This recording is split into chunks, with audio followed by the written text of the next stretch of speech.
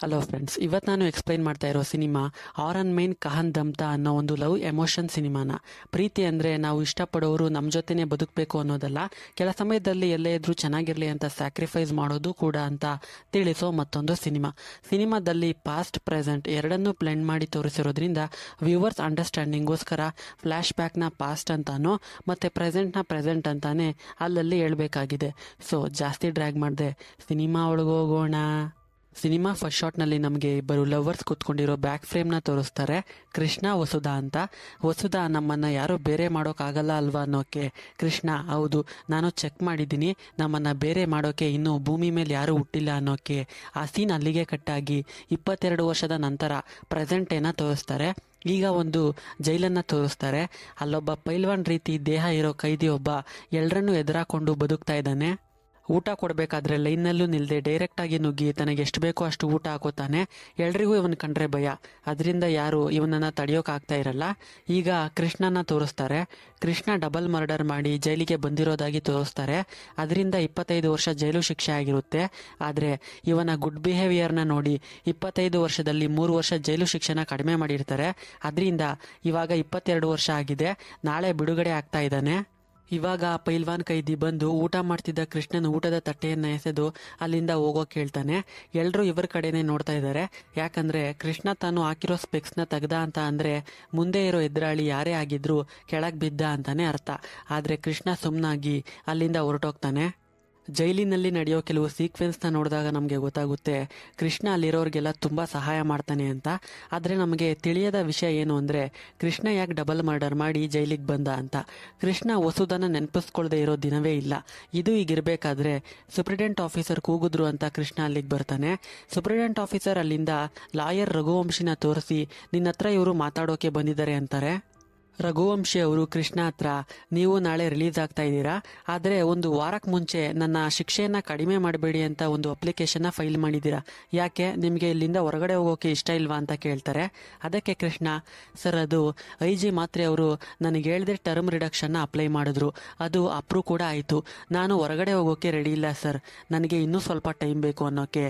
ಇದು ಹೋಟೆಲ್ ಅಲ್ಲ, ಬೇಕು ಅಂದಾಗ ಬರೋಕೆ ಹೋಗೋಕೆ. ಇದು ಗವರ್ನಮೆಂಟ್ ಆರ್ಡರ್ ಮೂಲಕ ನಡೆಯೋದು, ನಮ್ಮ ಕೈಲೇನೂ ಇಲ್ಲ. ನೀವು ನಾಳೆ ರಿಲೀಸ್ ಆಗ್ತಾ ಇದ್ದೀರಾ. ಸರಿ, ಯಾಕೆ ಇಬ್ಬರನ್ನ ಮರ್ಡರ್ ಮಾಡಿದ್ರಿ? ಫೈಲ್ನಲ್ಲಿದೆ.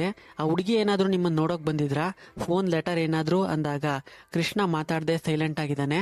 ಸರಿ, ಇವತ್ತು 4 ಗಂಟೆಗೆ ಫೈನಲ್ ಕೌನ್ಸಿಲಿಂಗ್ ಸೆಷನ್ ಇರುತ್ತೆ, ಅಟೆಂಡ್ ಮಾಡಿ, ಮಿಕ್ಕಿದ ಫಾರ್ಮಾಲಿಟೀಸ್ನ ಸೂಪ್ರಿಡೆಂಟ್ ಆಫೀಸರ್ ತಿಳಿಸ್ತಾರೆ ಅಂತಾರೆ. ಕೃಷ್ಣಾಗ್ ಹೊರಗಡೆ ಹೋಗೋಕೆ ಇಷ್ಟ ಇಲ್ಲ.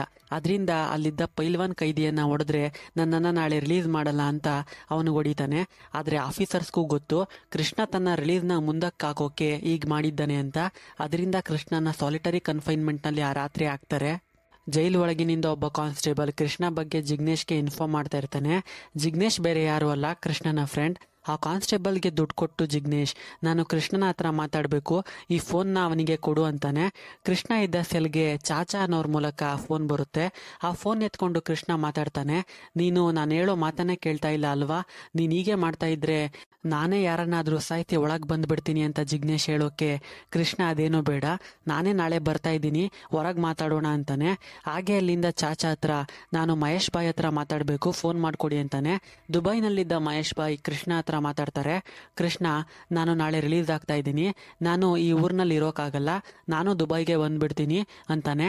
ಅದಕ್ಕೆ ಮಹೇಶ್ ಬಾಯ್, ಸರಿ ಆಯಿತು, ಪಾಸ್ಪೋರ್ಟ್ನ ನಾನು ರೆಡಿ ಮಾಡ್ತೀನಿ, ಬಾ ಅಂತಾರೆ. ಈ ಕಡೆ ವಸುಧನ ತೋರಿಸ್ತಾರೆ. ವಸುಧಾಗೆ ಈಗ ಮದುವೆ ಆಗಿದೆ.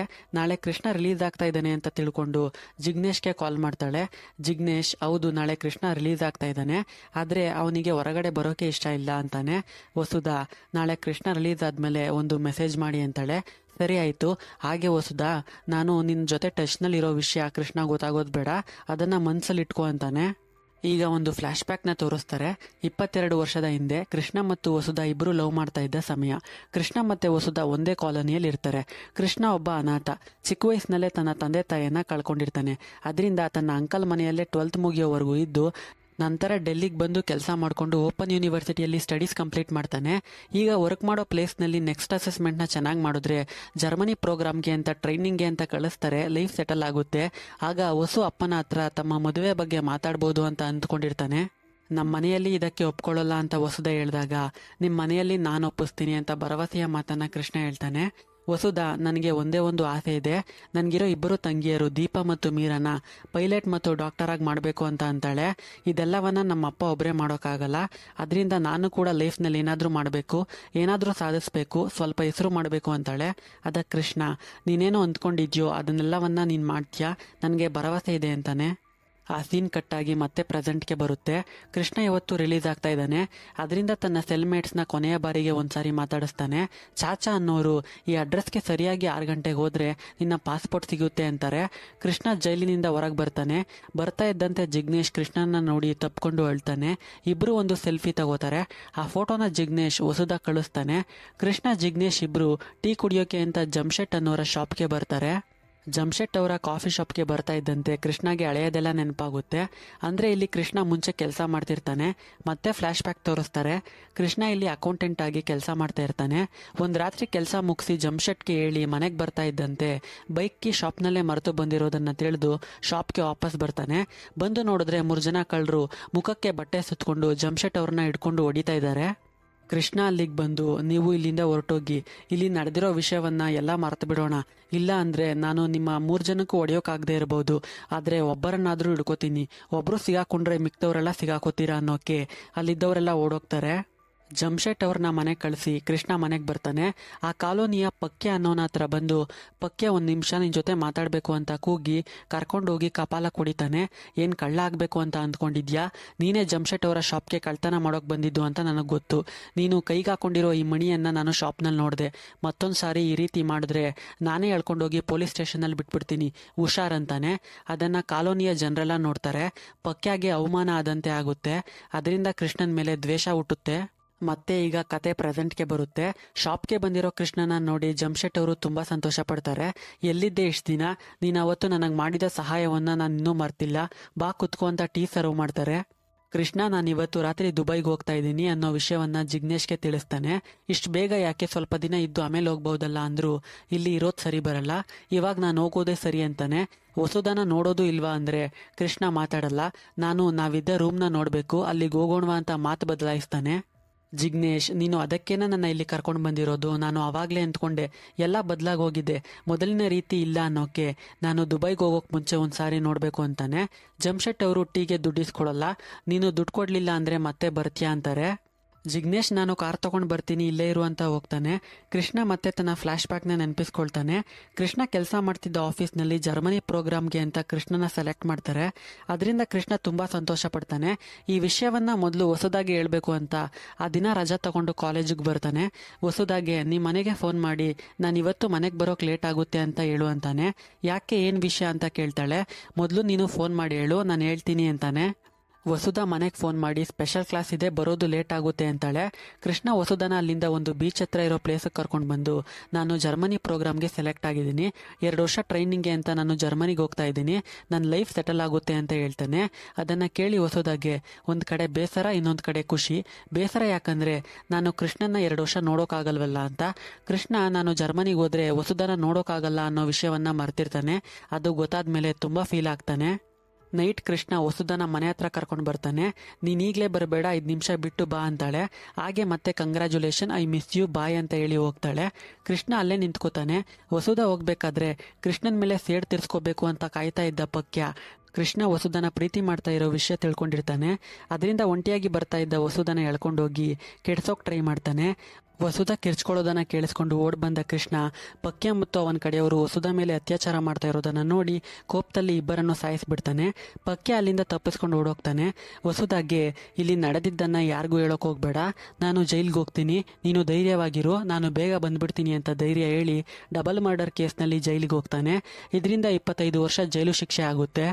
ಈಗ ಮತ್ತೆ ಪ್ರೆಸೆಂಟ್ನ ತೋರಿಸ್ತಾರೆ. ಕೃಷ್ಣ ಜಿಗ್ನೇಶ್ ಜೊತೆ ತಾನು ಇದ್ದ ಹಳೆಯ ರೂಮ್ನ ನೋಡೋಕ್ ಬಂದಿದ್ದಾನೆ. ಆ ರೂಮ್ನಲ್ಲಿ ಈಗ ಸ್ಟೇ ಮಾಡ್ತಾ ಇರೋರಿಗೆ ಜಿಗ್ನೇಶ್ ದುಡ್ಡು ಕೊಟ್ಟು, ಇವನ್ ನನ್ನ ಫ್ರೆಂಡ್, ಒಂದು 10 ನಿಮಿಷ ರೂಮ್ ನೋಡ್ಕೊಂಡು ಹೊರಟೋಗ್ತಾನೆ ಅಂತಾನೆ. ಕೃಷ್ಣ ರೂಮ್ನ ನೋಡ್ತಾ ತಾನು 22 ವರ್ಷದ ಹಿಂದೆ ವಸುಧಾಗೆ ಕೊಡಬೇಕು ಅಂತ ತಗೊಂಡಿದ್ದ ರಿಂಗ್ನ ಸ್ವಿಚ್ ಬಾಕ್ಸ್ ಒಳಗೆ ಇಟ್ಟಿರ್ತಾನೆ. ಅದು ಇದ್ಯಾ ಅಂತ ಸ್ವಿಚ್ ಬಾಕ್ಸ್ನ ಓಪನ್ ಮಾಡಿ ನೋಡ್ತಾನೆ, ಒಳಗೇನೂ ಇರಲ್ಲ. ಆಗ ಜಿಗ್ನೇಶ್ ಓಡ್ ಬಂದು, ಕೃಷ್ಣ ವಸುಧಾ ಬಂದಿದ್ದಾಳೆ ಅಂತಾನೆ. ಕೃಷ್ಣ ವಸುಧನ ನೋಡ್ತಾ ಕೆಳಗೆ ಬರ್ತಾನೆ. ವಸುಧ ಕೃಷ್ಣ ಇಬ್ರು 22 ವರ್ಷದ ನಂತರ ಮೀಟ್ ಮಾಡ್ತಾ ಇದ್ದಾರೆ. ವಸುಧ ಕೃಷ್ಣನಿಗೆ ರಿಂಗ್ ಬಾಕ್ಸ್ ತೋರಿಸಿ ಇದನ್ನೇ ತಾನೇ ಹುಡುಕ್ತಿದ್ದೆ ಅಂತ ಕೇಳೋಕೆ ಹೌದು ಅಂತ ಇಸ್ಕೊಂಡು ಬಾಕ್ಸ್ ಓಪನ್ ಮಾಡ್ತಾನೆ. ಒಳಗೆ ಗೋಲ್ಡ್ ರಿಂಗ್ ಇರುತ್ತೆ, ಆದರೆ ಮೆಜರ್ಮೆಂಟ್ಗೆ ಅಂತ ಇಟ್ಟಿದ್ದ ಪ್ಲಾಸ್ಟಿಕ್ ರಿಂಗ್ ಇರೋದಿಲ್ಲ.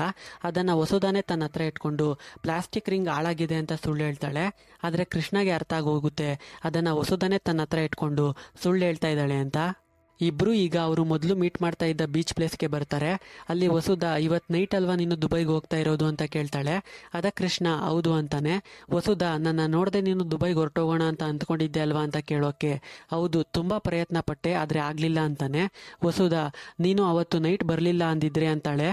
ಅದಕ್ಕೆ ಕೃಷ್ಣ ಹಳೆಯದೆಲ್ಲ ಇವಾಗ ಯಾಕೆ ಅನ್ನೋಕೆ ನಿನಗೆ ಅದು ಹಳೆಯದಾಗಿರ್ಬೋದು, ಆದರೆ ಅದು ನನಗೆ ನೆನ್ನೆ ನಡೆದಂತೆ ಇದೆ ಅಂತಾಳೆ. ಕೃಷ್ಣ ನೀನೇನೋ ದೊಡ್ಡ ಬಿಸ್ನೆಸ್ ಮಾಡ್ತಾ ಇದ್ಯಾ ಅಂತ ಜಿಗ್ನೇಶ್ ಹೇಳ್ದ.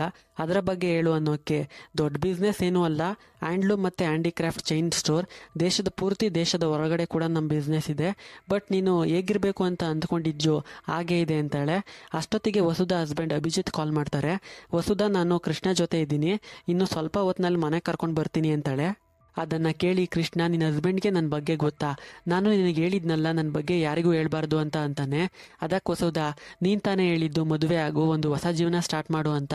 ಅಂಥದ್ರಲ್ಲಿ ನನ್ನ ಲೈಫ್ ಪಾರ್ಟ್ನರ್ ಜೊತೆ ನಿನ್ನ ವಿಷಯ ಹೇಳಲಿಲ್ಲ ಅಂದರೆ ನಾನು ಅವರಿಗೆ ಮೋಸ ಮಾಡಿದಾಗೆ ಆಗಲ್ವಾ, ನಾನು ನಿನ್ನ ಮನೆ ಕರ್ಕೊಂಡು ಬರ್ತೀನಿ ಅಂತ ಹೇಳಿದ್ದೀನಿ, ಬಾ ಹೋಗೋಣ ಅಂತ ಕೃಷ್ಣನ ಫೋರ್ಸ್ ಮಾಡಿ ಮನೆ ಕರ್ಕೊಂಡು ಹೋಗ್ತಾಳೆ. ಇಬ್ಬರು ಮನೆಗೆ ಬರ್ತಾರೆ. ಕೃಷ್ಣ ಅವ್ರ ಮನೆಯಲ್ಲಿ ರಘುವಂಶಿ ಲಾಯರ್ನ ನೋಡ್ತಾನೆ. ಅದೇ ಜೈಲ್ನಲ್ಲಿ ಬಂದು ಕೃಷ್ಣನ ಮೀಟ್ ಮಾಡಿ ಅವನ ಅಪ್ಲಿಕೇಶನ್ನ ರಿಜೆಕ್ಟ್ ಮಾಡಿರ್ತಾರಲ್ಲ ಅವರು ಅಭಿಜಿತ್ ಜೊತೆ ಮಾತಾಡ್ತಾ ಇರ್ತಾರೆ. ಅಭಿಜಿತ್ ಈಗ ಬಂದು ಕೃಷ್ಣನ ಮಾತಾಡಿಸ್ತಾರೆ. ನೀನೇ ಏನೋ ಕೃಷ್ಣ ಎಲ್ಲಿ ಕೂತ್ಕೋತೀರಾ, ಒಳಗ ಅಂತ. ಕೃಷ್ಣ ತುಂಬ ದಿನ ಒಳಗೆ ಇದ್ದೆ, ಹೊರಗೆ ಕೂತ್ಕೊಳ್ಳೋಣ ಬನ್ನಿ ಅಂತಾನೆ. ವಸುಧ ಇವತ್ತು ರಾತ್ರಿ ಕೃಷ್ಣ ದುಬೈಗೆ ಹೋಗ್ತಾ ಇದ್ದಾನೆ ಅಂತಾಳೆ. ಅಭಿಜಿತ್ ಹೌದಾ, ನಾನು ಈ ಪ್ರಾಬ್ಲಮ್ನ ಹೇಗೆ ಹ್ಯಾಂಡಲ್ ಮಾಡೋದು ಅಂತ ಯೋಚನೆ ಮಾಡ್ತಾ ಇದ್ದೆ. ನೀವು ದುಬೈಗೆ ಹೋಗ್ತಾ ಇರೋದು ಒಳ್ಳೆ ವಿಷಯನೇ, ನಮಗೆ ನಿಮಗೆ ಎಲ್ರಿಗೂ ಅಂತಾನೆ. ವಸುಧ ಆಫೀಸಿಂದ ಕಾಲ್ ಬರ್ತಾ ಇದೆ, ಏನೋ ಎಮರ್ಜೆನ್ಸಿ ಅಂತೆ ಅಂತ ನಾನು ಹೋಗಿ ಬರ್ತೀನಿ, ನೀವಿಬ್ಬರು ಮಾತಾಡಿ ಅಂತ ಹೇಳಿ ಹೋಗ್ತಾಳೆ. ಕೃಷ್ಣ ಅಭಿಜಿತ್ ಹತ್ರ ಥ್ಯಾಂಕ್ಸ್ ಹೇಳ್ತಾನೆ. ನಿಮ್ಮ ಮನೆಯಲ್ಲಿ ರಘುವಂಶಿ ಲಾಯರ್ನ ನೋಡಿದೆ, ನನ್ನ ಅಪ್ಲಿಕೇಶನ್ನ ರಿಜೆಕ್ಟ್ ಮಾಡಿಸಿ ನನ್ನ ರಿಲೀಸ್ ಮಾಡ್ತಿರೋದು ನೀವೇ ಅಂತ ಅರ್ಥ ಆಯಿತು, ಅದಕ್ಕೆ ಥ್ಯಾಂಕ್ಸ್. ಈ ವಿಷಯ ವಸು ಗೊತ್ತಾ ಅಂತ ಕೇಳಿದಾಗ ಗೊತ್ತಾದರೆ ಏನಾದರೂ ಬದಲಾಗುತ್ತಾ, ಇಲ್ಲ ಅಲ್ವಾ, ಆ್ಯಕ್ಚುಲಿ ನಾನೇ ನಿಮಗೆ ಥ್ಯಾಂಕ್ಸ್ ಹೇಳಬೇಕು ಅಂತ ಇದ್ದೆ. ವಸುಧ ನನಗೆಲ್ಲ ಹೇಳಿದಾಳೆ. ನಾನು ನಿಮ್ಮನ್ನು ರಿಲೀಸ್ ಮಾಡಿಸ್ಬೇಕು ಅಂತ ಲಾಸ್ಟ್ 5 ವರ್ಷದಿಂದ ಪ್ರಯತ್ನ ಪಡ್ತಾನೆ ಇದ್ದೆ. ಕೆಲವು ರೆಕಮೆಂಡೇಶನ್ ಎಲ್ಲ ಮಾಡಿಸ್ದೆ, ಅದರ ನಡುವೆ ನಿಮ್ಮನ್ನು 2-3 ಜೈಲಿಗೆ ಶಿಫ್ಟ್ ಮಾಡಿಸಿದ್ರು, ಅದರಲ್ಲಿ ಸ್ವಲ್ಪ ಲೇಟ್ ಆಗೋಯ್ತು. 22 ವರ್ಷದ ಹಿಂದೆ ನಿಮ್ಮ ಹತ್ರ ಕೆರಿಯರ್, ಡ್ರೀಮ್, ವಸುಧ ಎಲ್ಲ ಇತ್ತು. ಆದರೆ ಅದೊಂದು ಇನ್ಸಿಡೆಂಟ್ ನಿಮಗೆ ಈಗ ಮಾಡಿಬಿಡ್ತು. ಅನ್ಯಾಯ ಏನು ಅಂದರೆ ಇದಕ್ಕೆಲ್ಲ ಕಾರಣ ಆದ ಒಬ್ಬ ವ್ಯಕ್ತಿ ಹೊರಗಡೆನೇ ಆರಾಮಾಗಿ ಓಡಾಡ್ತಾ ಇದ್ದಾನೆ. ಲೈಫ್ ಎಷ್ಟು ಅನ್ಫೇರ್ ಅಲ್ವಾ ಅನ್ನೋಕೆ ನಾನು ನೀವು ಯೋಚನೆ ಮಾಡೋ ಹಾಗೆ ಮಾಡ್ತಿದ್ದೆ, ಥಾಯ್ಲ್ಯಾಂಡ್ನ ಮಹೇಶ್ ಬಾಯ್ನ ಮೀಟ್ ಮಾಡೋವರೆಗೂ ಅಂತ ಒಂದು ಫ್ಲ್ಯಾಶ್ ಬ್ಯಾಕ್ನೇ ಹೇಳ್ತಾನೆ. ಅದು 2013.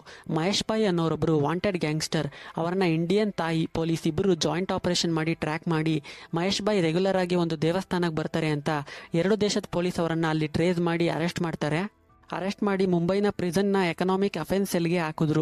ಅವರಿಗೆ ಇಲ್ಲಿ ತುಂಬ ಎನಿಮೀಸ್ ಇದ್ರು. ಮಹೇಶ್ ಬಾಯ್ನ ಸಾಯಿಸೋಕೆ 1 ಕೋಟಿ ಆಫರ್ ಮಾಡಲಾಯಿತು. ಅದರಿಂದ ಪೆಟಿ ಕೇಸ್ ರೌಡಿಗಳೆಲ್ಲ ಜೈಲಿಗೆ ಬಂದರು.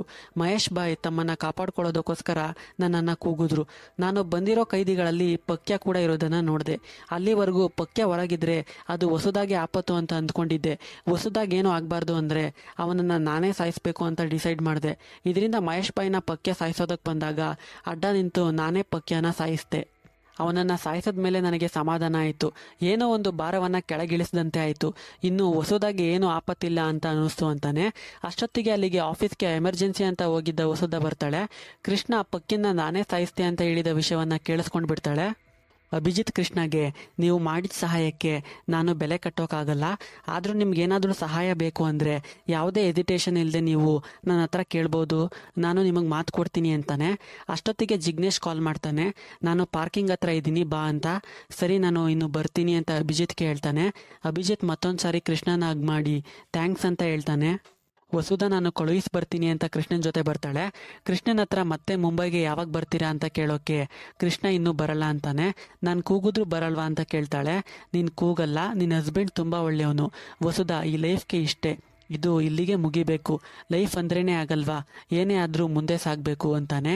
ನಾನು 22 ವರ್ಷದಲ್ಲಿ ಈ ಇನ್ಸಿಡೆಂಟ್ ಬಗ್ಗೆ ಯೋಚನೆ ಮಾಡದೆ ಇರೋ ದಿನವೇ ಇಲ್ಲ ಅನ್ನೋಕ್ಕೆ ನಾನು ಸಹ. ಜಿಗ್ನೇಶ್ ಹೇಳ್ದ, ನೀನು 10 ಲಕ್ಷ ಬ್ಯಾಂಕ್ ಲೋನ್ ತಗೊಂಡು ಈ ಬಿಸ್ನೆಸ್ ಸ್ಟಾರ್ಟ್ ಮಾಡಿದೆ ಅಂತ. ಇವಾಗ ನೋಡು ಎಷ್ಟು ಎತ್ತರಕ್ಕೆ ಬೆಳೆದಿದ್ಯಾ. ನಿನಗೆ ಗೊತ್ತಿಲ್ಲದೆ ಇದ್ರ ಮೂಲಕ ನನಗೆ ಎಷ್ಟು ಸಂತೋಷ ಕೊಟ್ಟಿದ್ಯಾ ಅಂತ ನಿನಗೆ ಗೊತ್ತಿಲ್ಲ. ವಸುಧಾ ನಾನು ಹೇಳೋ ಮಾತನ್ನ ಕೇಳ್ತೀಯಾ ಅನ್ನೋಕ್ಕೆ ಏನು ಅಂತ ಕೃಷ್ಣ ಕೇಳ್ತಾನೆ. ನೀನು ನಿನಗೆ ಇಷ್ಟ ಆಗೋ ಹಾಗೆ ಬದುಕಬೇಕು, ಆಗ ಮಾತ್ರ ನನಗೆ ಸಂತೋಷ ಆಗೋದು ಅಂತಾಳೆ. ಅದಕ್ಕೆ ಕೃಷ್ಣ, ನಿನಗೆ ಖುಷಿ ಆಗುತ್ತೆ ಅಂದರೆ ನಾನು ನನ್ನಿಷ್ಟದಂತೆ ಬದುಕ್ತೀನಿ ಬಿಡು ಅಂತಾನೆ. ವಸುಧಾ ಕೊನೆ ಬಾರಿಗೆ ಒಂದು ಸಾರಿ ಹೇಳ್ತಾ ಕೃಷ್ಣನ ಹಗ್ ಮಾಡ್ತಾಳೆ.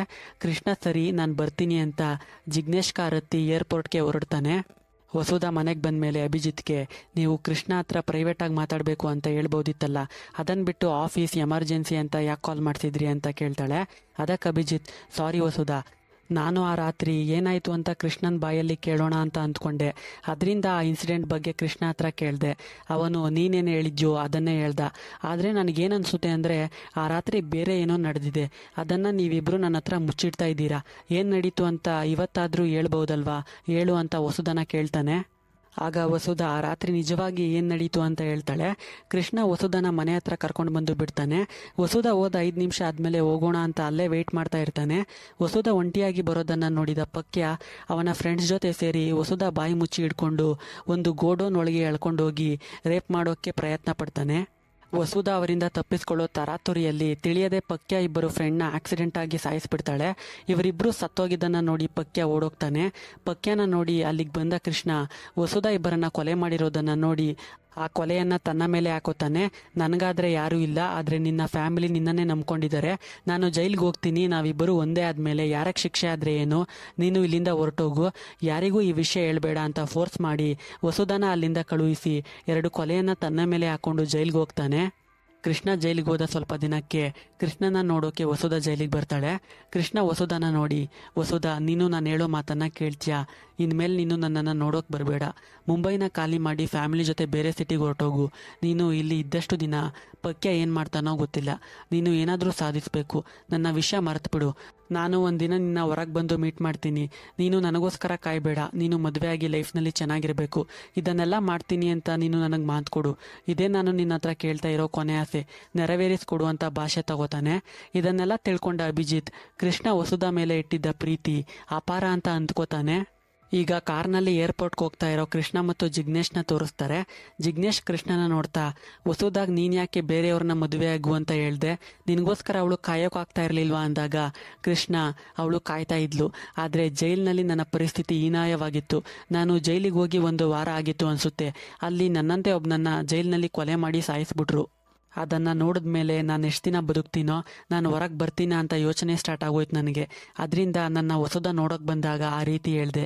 ನನಗೆ ವಸುಧಾ ಚೆನ್ನಾಗಿರಬೇಕು, ಅವಳು ತುಂಬ ದೊಡ್ಡ ಮಟ್ಟದಲ್ಲಿ ಬೆಳಿಬೇಕು, ಒಬ್ಬ ಒಳ್ಳೆ ವ್ಯಕ್ತಿಯನ್ನು ಮದುವೆಯಾಗಿ ಲೈಫ್ನಲ್ಲಿ ಚೆನ್ನಾಗಿರಬೇಕು ಅಂತ ಅಂದ್ಕೊಂಡಿದ್ದೆ. ಅವಳು ಹಾಗೆ ಬದುಕ್ತಾ ಇದ್ದಾಳೆ, ಇಷ್ಟು ಸಾಲದ ನನ್ನ ಈ ಲೈಫ್ಗೆ ಅಂತಾನೆ. ಇದರಲ್ಲೇ ನಮಗೆ ಗೊತ್ತಾಗುತ್ತೆ ಕೃಷ್ಣ ವಸುಧಾ ಮೇಲಿಟ್ಟಿರೋ ಪ್ರೀತಿ ಎಷ್ಟು ಅಮೂಲ್ಯವಾದುದು ಅಂತ. ಅಲ್ಲಿಗೆ ಸಿನಿಮಾ ಕೂಡ ಎಂಡ್ ಆಗುತ್ತೆ.